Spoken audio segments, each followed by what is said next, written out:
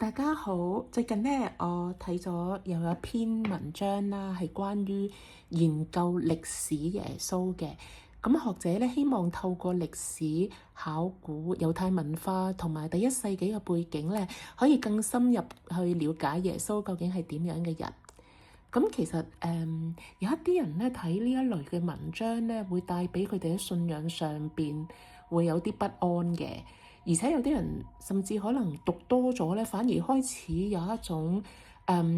confusing 啊，就覺得啊，點解好似自己一路相信嗰個主耶穌咧，好似一個歷史人物多過係一個上帝，係一個神，咁就變得好似越嚟越反而倒轉頭懷疑咗自己嘅信仰。我諗咧唔少認真讀聖經嘅基督徒咧，有機會都可能有過呢個感受都未定。咁我哋可能會問啦，其實我哋如果一直咁樣研究落去，耶穌會唔會只剩低返一個咧係2000年前嘅人物咧？咁樣變得呢一個嘅主咧，距離我哋好似會越嚟越變得唔似一個神咧咁樣。咁其實咧，我自己去諗呢一個嘅題目嘅時候咧，我估真正嘅問題未必係研究歷史，而係咧，我哋究竟有冇將歷史研究當成認識耶穌嘅終點？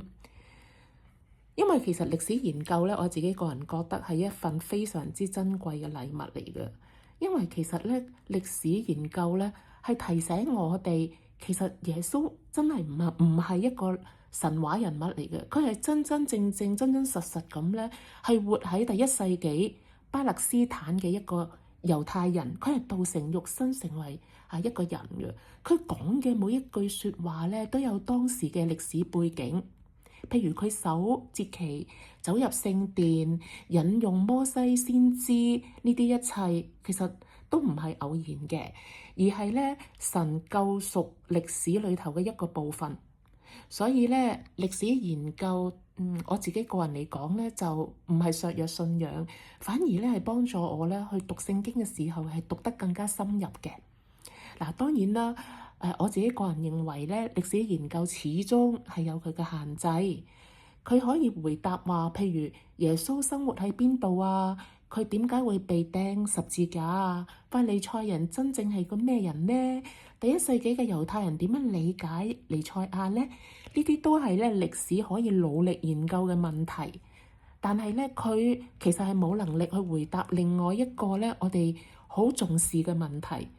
就係今日耶穌對你嚟講，究竟佢係邊位呢？福音書裏頭咧有一啲都幾令人耐人尋味嘅，譬如咧耶穌問門徒：人說我是誰？咁有人會答你係施洗約翰；有人會答咧你係以利亞；有人答咧係一位先知。咁呢啲咧都可以話歷史上咧可以討論嘅答案嚟嘅。但係咧，耶穌接住咧就即係問一個問題啦。咁你哋認為我係邊個咧？咁樣記唔記得彼得點答啊？佢話你是基督，是永生神的兒子。我哋留意一下呢一句啊，唔係歷史研究得出嚟嘅結論啊，呢個咧係彼得嘅信仰嘅宣認嚟嘅噃。咁路德宗裏頭咧，路德宗啦，唔知大家認唔認識？路德宗咧有一句提醒咧，我自己本人都幾喜歡嘅。佢話真正認識基督，不只是認識佢嘅歷史，而係藉住福音同埋聖靈認識佢。咁我即係反覆去諗下呢句説話啦，就越嚟越覺得佢唔係否認歷史研究，相反咧，佢肯定咗歷史研究嘅價值，而且提醒我哋歷史可以帶我哋咧去走近耶穌，福音就更加能夠帶我哋去遇見耶穌。其實兩者之間係互不排斥，反而咧其實係彼此配合。我諗到一個比較簡單嘅譬喻啦，就係假如有個人研究你爸爸媽媽，佢可以知道你爸爸媽媽係喺邊度出世啊，或者以前讀過咩學校啊，做啲咩工作啊，識咗啲咩朋友啊，諸如此類啦。但係咧，呢啲研究嘅人永遠都唔能夠單憑歷史資料去知道你爸爸媽媽同你嘅關係，佢係點樣愛你啊？你嗰一個即係入心入肺之後嗰一個好微妙嘅關係，只有咧真真正正你自己同你爸爸媽媽一齊生活過，係咪啊？同行過，先至能夠打從心底去體會嗰種嘅關係。耶穌都係咁，我哋咧可以研究佢，不過我自己個人更加重要嘅咧，我哋係要認識佢。今日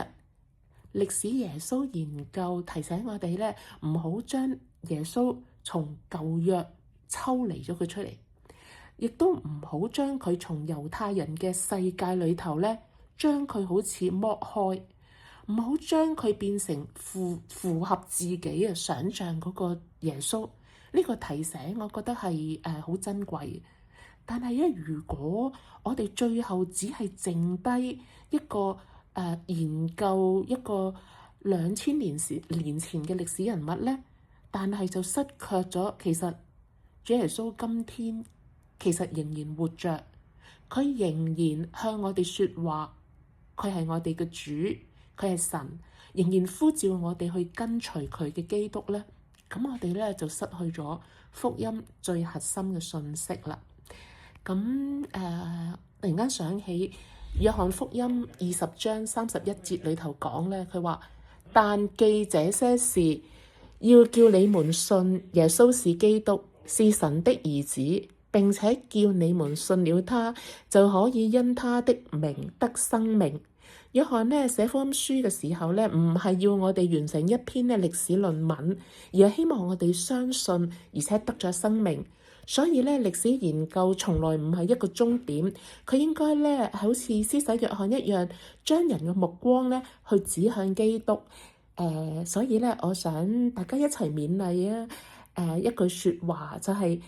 我哋可以研究耶穌，但唔好停留喺研究耶穌。我哋要透過福音喺聖靈真正咁認識耶穌，因為咧真正嘅信仰唔係知道幾多關於佢嘅資料，而係咧越嚟越認識他，建立同佢嘅關係，越愛佢，越嚟越願意咧去跟隨佢。咁咧最後咧，我今次咧試下引用呢一個保羅喺腓立比書3章8至10節啦，係啦，佢話：我以認識更多關於基督的知識為至寶，同埋咧，我以認識我主耶穌基督為至寶，使我認識基督。咁呢兩句説話睇嚟好似好相近咯，其實就有啲唔同嘅。一個係累積知識，另外一個咧就係建立關係。保羅咧追求嘅唔係單單係一套咧耶穌嘅理論啦。而係嗰位又真又活嘅基督。咁希望我哋咧可以一齊去睇聖經啊，唔係淨係停喺知識層面啦。但願我哋咧都可以尊重歷史研究，但係唔好將歷史研究變成我哋信仰嘅終點咯。咁我哋可以努力建立神學，記住真正嘅神學咧，唔係叫我哋欣賞自己嘅知識，而係咧引領我哋咧可以俯伏敬拜我哋嘅主耶穌基督，因為咧一切真正嘅神學最終咧就應該係化成嗰份敬拜，一切真正嘅研究咧最終係帶領我哋更深刻咁樣去愛我哋呢一位又真又活嘅主。咁樣如果你喜歡嘅，咁樣我都好想你俾個鼓勵我啦，咁可以 subscribe、share 同埋 like。Thank you，下次再見。